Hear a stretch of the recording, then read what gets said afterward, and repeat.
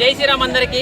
మన డోన్ పట్టణంలోని సోంపురం రోడ్లో నూతనంగా నిర్మిస్తున్నటువంటి శ్రీ సకల శుభకర శనీశ్వరాలయ దేవస్థానం ఆలయ నిర్మాణంలో భాగంగా ప్రతి నెల 3వ శనివారం అన్నదాన కార్యక్రమం అయితే మన పాత బస్ స్టాండ్లో అయితే జరుగుతుంది.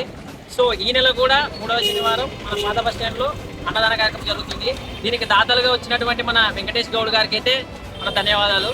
భక్తులందరూ ప్రతి 3వ శనివారం పాత బస్ స్టాండ్కి వచ్చి మన స్వామి ప్రసాదాన్ని స్వీకరిస్తారని కోరుకుంటూ జై హింద్.